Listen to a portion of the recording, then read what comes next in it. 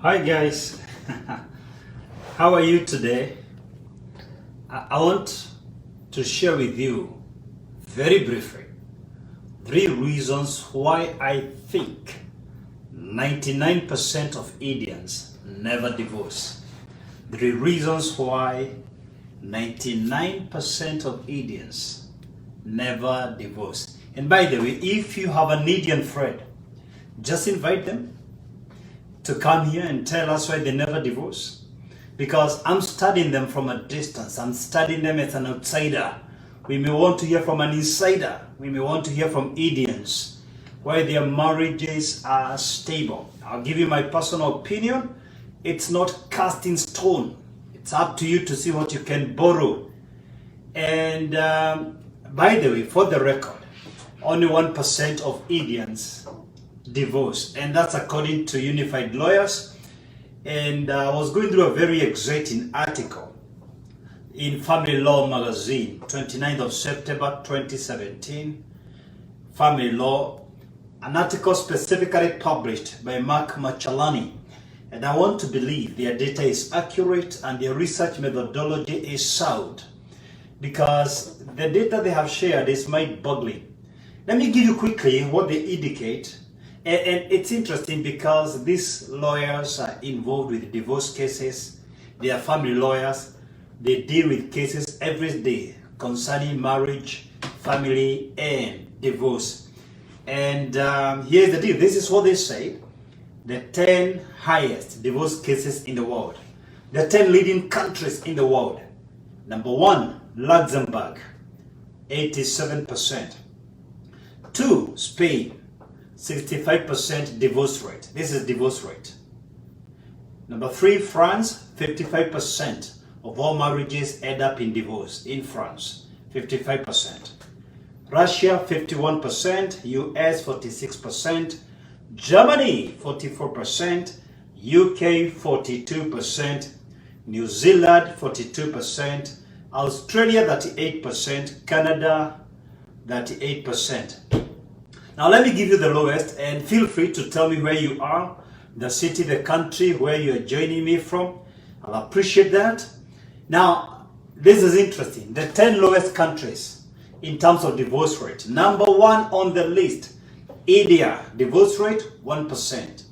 India, 1% divorce rate. Number 2, Chile, 3%. Number 3, Colombia, 9%. Number 4, Mexico, 15%. Number 5, Kenya, 15%. Number 6, South Africa, 17%. Number 7, Egypt, 17%. Number 8, Brazil, 21%. Number 9, Turkey, 22%. Number 10, Iran, 22%. These are the countries with the lowest divorce rates. I need to add countries like Kenya, 15%. South Africa, 17%.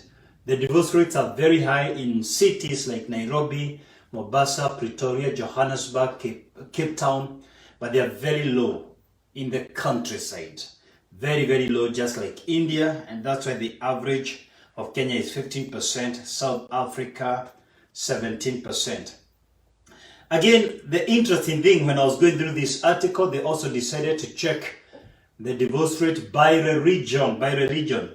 Protestant Christians divorce rate is the highest. That is 7%. Protestant Christians divorce rate is the highest in the world. That is 7%. Catholics, that is 6%. Buddhists, 30%. Jewish, 28%. Islam, 20%.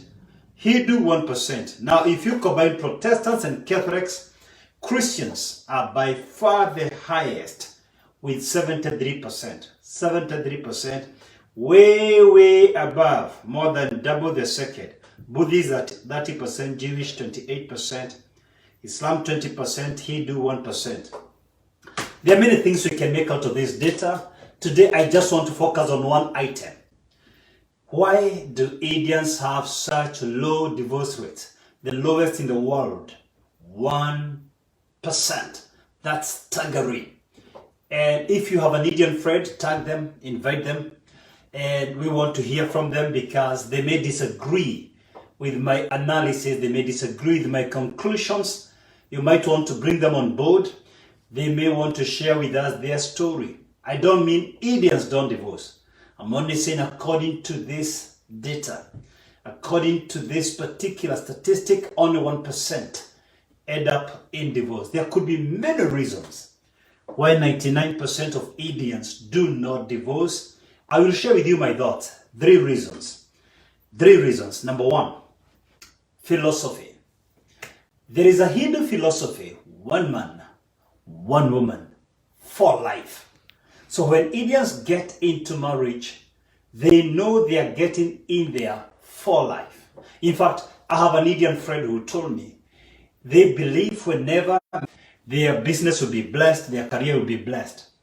Powerful. So there is no exit clause among Indians.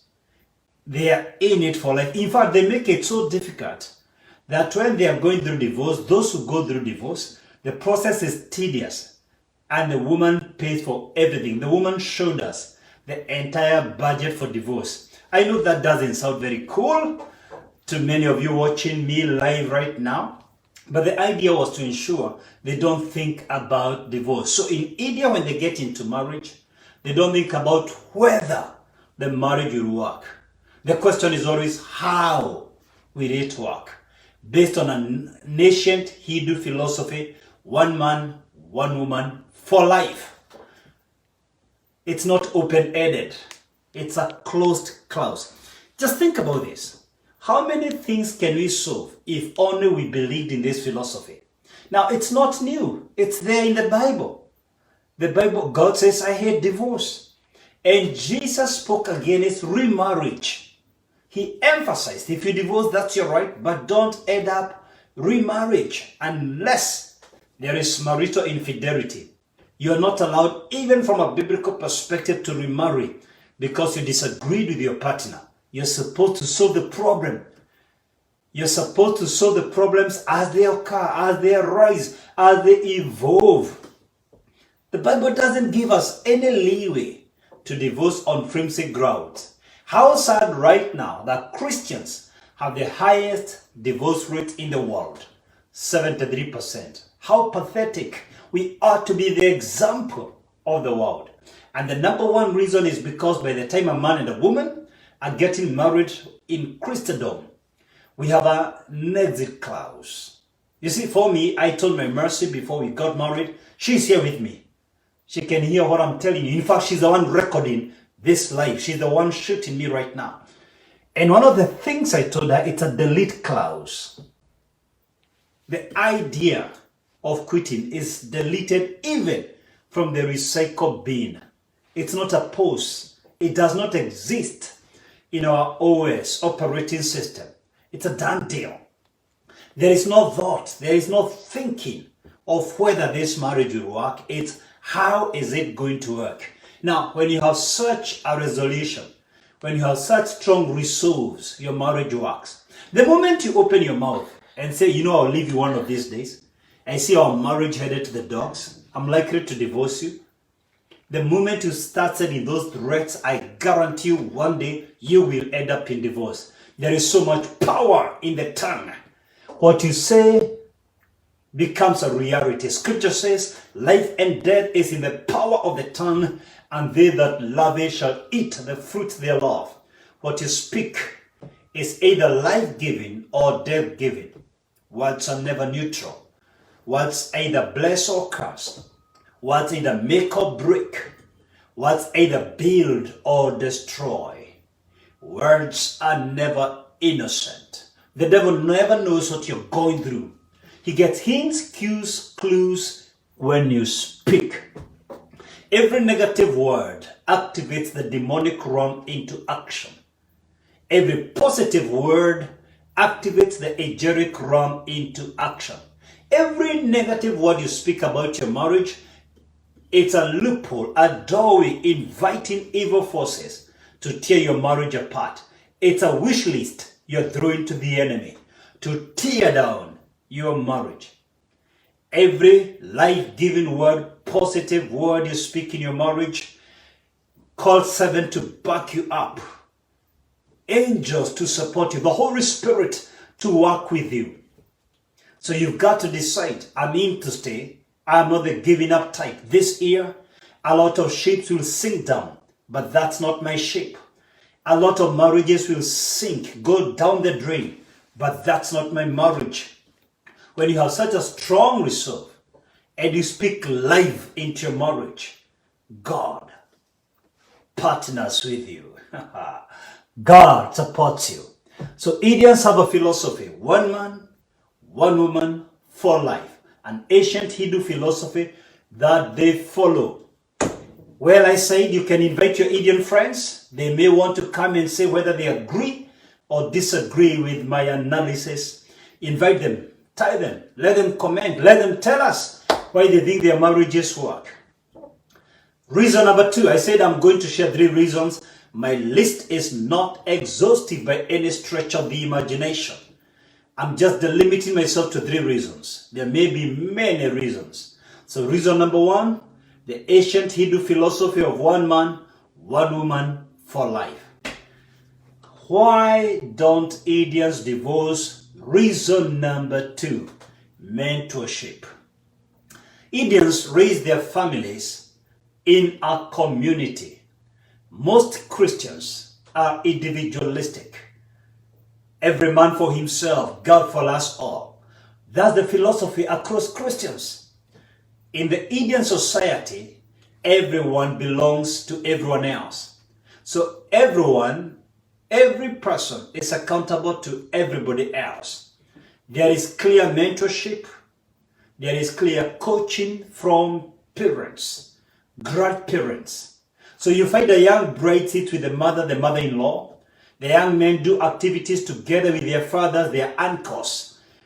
There is some food they even cook together as men, eating together, seated down together. And it's not about the food. The whole process brings about bonding. And that's why stress and depression is very low. Because by the time you're stressed by your husband or your wife, you're already talking about it with your brothers, with your uncles, aunties. This is not about control by in-laws. No, This is about communal responsibilities. It's not about arranged marriages. I'm talking about love marriages. I know some Indians, they have arranged marriages where parents look for the girl whom the son is going to marry.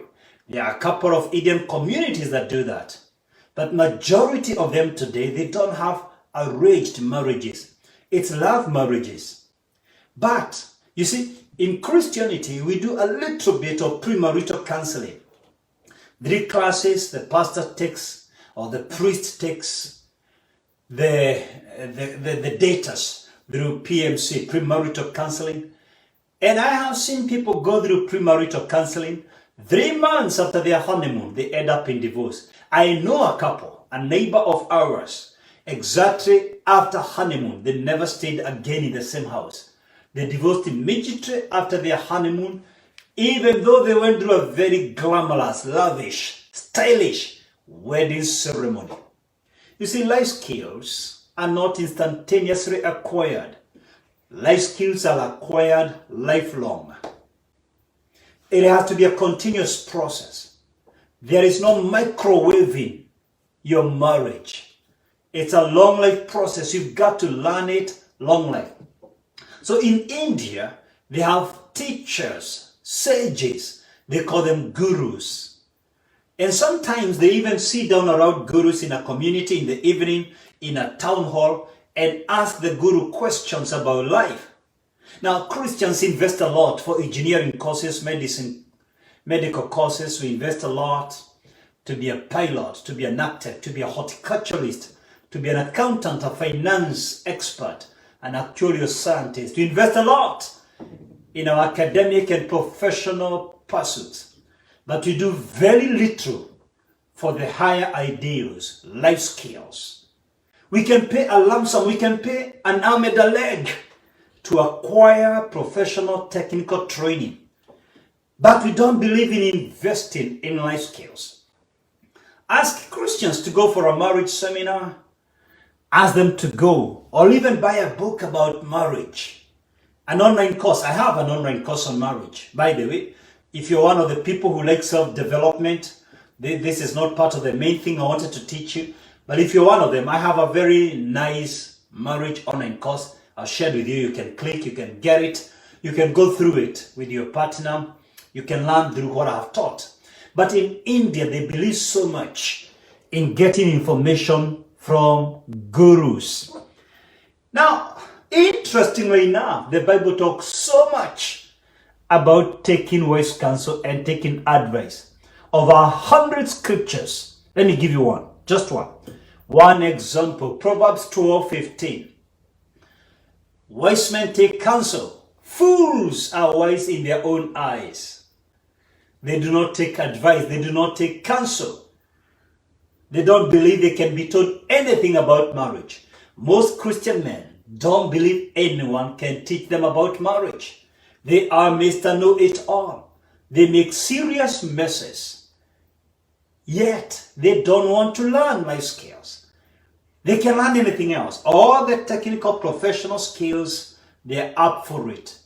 When it comes to the most important skills in life, marriage skills, parenting skills, even personal branding, managing your emotions, emotional intelligence, enhancing your self-awareness, knowing yourself, getting to know your person, the process. It is lifelong.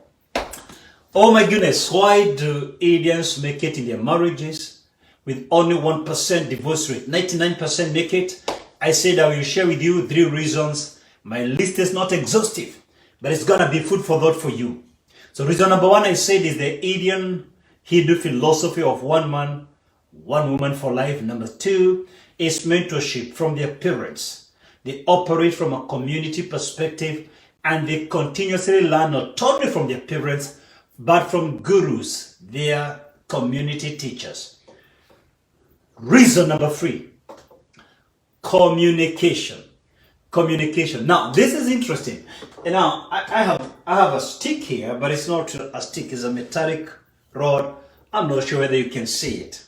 It's long, it's big. But here's the deal. In ancient Indian culture, whenever the elders used to sit together in the traditional parliament, the traditional committee of elders, the meeting of elders, there used to be a stick dubbed the Indian talking stick. This is how they used to do it. So when an elder was talking, he was on the floor giving his point. He would hold the stick like this and no one would talk until he finishes. So long as he was holding the stick, it's known as the Indian talking stick. He had right of way. You couldn't interrupt him. You can disagree with him, you can agree with him, but you cannot open your mouth. You may nod in agreement, you may refuse, but you cannot open your mouth until he feels understood. And this other guy, he will speak until he finishes his point and he feels understood. So traditionally, those who used to follow the ancient traditional principles, what used to happen if a man and a woman were having a disagreement and they went to a guru, they would be given a stick like this. So the woman speaks until she's done. When she's speaking, the man can't talk. The man can't interfere, no matter the pressure he's feeling. And then he has to repeat what the woman said in his own language. If the wife feels understood, completely understood, she hands over the stick to the husband. Now the woman has no right to speak. She cannot agree with him. She cannot disagree. The man has to speak until he exalts his side of the story. What was the point? The whole idea was to ensure there is turn taking. The whole idea was to ensure everybody feels heard and understood. Granted, Most Indians today don't go holding the Indian talking stick. Things have seriously changed, but they follow the same principle. So when someone is speaking, anytime they have a serious issue, you cannot interrupt, you cannot cut them short. You have to allow them to speak until they finish their point. Now, how is this related to marriage? Let me surprise you. When I was going through the Family Law magazine of September 2017, I also checked, in their opinion, what is the highest reason why people end up in divorce. Surprisingly enough, it's not infidelity. Infidelity accounts to 18%. 50% of divorce cases, they said, is lack of listening to one another, lack of communication. I believe it's higher than the lawyers could identify. I know it. I have spoken in marriage seminars for the last 20 years. I've spoken virtually in every continent. I've listened to couples every week for 20 years. People write to me. People reach out to me. And I can tell you this. Any marriage can survive and heal from extramarital affairs. Any marriage can recover from interference from third parties and in-laws. Any marriage can interfere from financial mismanagement. But no two people can work together where there is communication breakdown. In fact, the prophet Amos asks, can two work together unless they agree? What makes us human is our ability to speak and to be listened. You need to understand this. Everything in you can be found in a cat or a dog or a horse. What distinguishes you from every creature, from every mammal, is mind and speech. Your speech reflects your mind. You speak your mind. When you speak, we know you're speaking your mind. And you're also speaking your heart. You're speaking two things.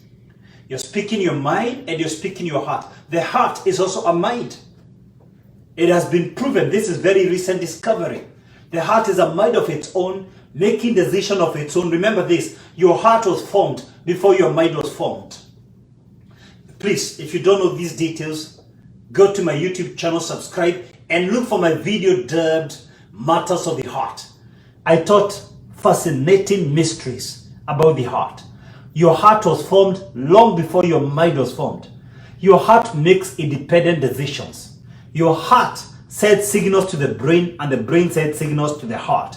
Whenever you speak your mind and you speak your heart. Jesus said, out of the abundance of the heart, the mouth speaks.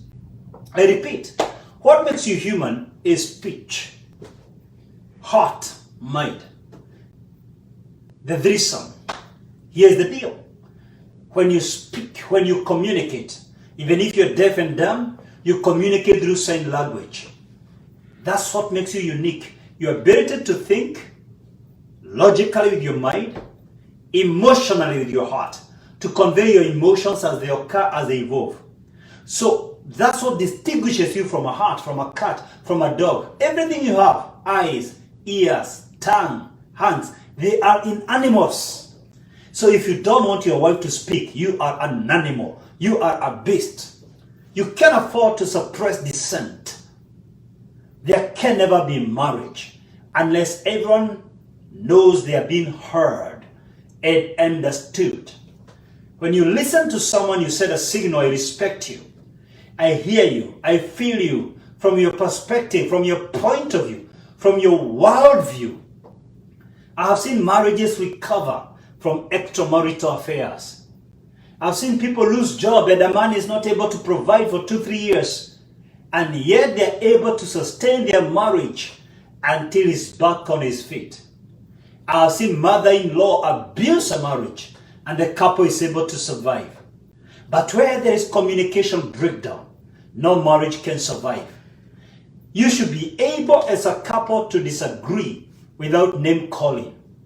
You should be able to disagree without quarreling. It is natural to disagree. Only two fools can live together, reading from the same script for life. So long as you are thinking being, You will always have different opinions, and you can solve the greatest challenge in your marriage.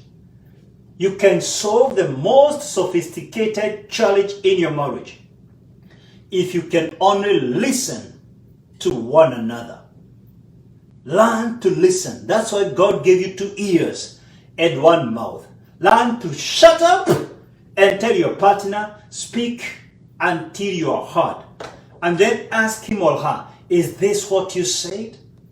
Clarify whether you truly understood not just the spoken word, but even the emotional message. Whether you understood their feelings, their emotions. It's not just what you say. The tone matters. How you say it is more important than what you say. Why you say, to who you say, and how you say is much more important than what you say. I tell you this, no matter what you're feeling, no matter the pressure to say your point, ensure you create a platform in your marriage where you can hear each other, you can listen to each other from the other person's perspective, point of view, and emotional well-being. In fact, I encourage you to watch my video dubbed Marriage Tips, free of charge. You don't pay anything for it. I have a video available in my YouTube channel. You just need to subscribe to my YouTube channel, drkncoaching, and look for I think I'm going to share with you right now.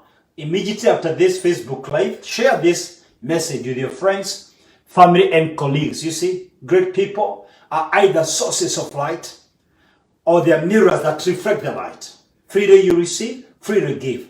Learn to bless others. Share this message with your friends, family, colleagues, so that we can raise better families. Better families, better nations. Stable countries come from stable families. The family is the unit of the nation. The family is the unit of the business, the company, the NGO, the church. The family is the SI unit of life. If we get the families right, we have a great parenting platform to raise the next generation. God never intended any child to be raised by a father alone. God never intended any child to be raised by a mother alone. God's original plan was father and mother to have a vibrant marriage and set an example for their children's marriages, for their children's career development, for their children's spiritual lives. So here's the deal. I have a video. Go to my YouTube channel free of charge, subscribe, and get that video, Marriage Tips. I tell you this, I have explained about the Indian talking stick and how to enhance communication in your marriage. The video is free for you. I even encourage you to share with your sister, your brother. Help them in their marriages. You know, there are things you're not able to tell your parents. There are things you're not comfortable telling your brother or your sister because they won't listen to you. But you can give me a chance to speak to your brother, to your sister, share with them that video. It may save their marriage, and God will bless you for becoming a blessing to others. Where are you watching from? What a joy hearing from you. Let me encourage you to tag, to bring your Indian friends, to enhance this communication, to tell us why their marriages are stable. For me, I think 3 major reasons. 1, it is the Hindu philosophy of one man, one woman for life. Number 2, the mentorship, the fact that Indians see marriage as part of the community. They are no lone rangers. Everyone is answerable to everyone. And number 3, communication, the ability to hear each other. In fact, if an Indian couple wants to divorce, they go through a very tedious process because the people listening to them are trying to see whether they can salvage their marriage. Of course, they still have to divorce if there is abuse. But this is very rare. And when it happens, they have exhausted every means possible trying to bring these guys together. Because in their mind, in their heart of hearts, it's for life. It is not an experiment they are doing.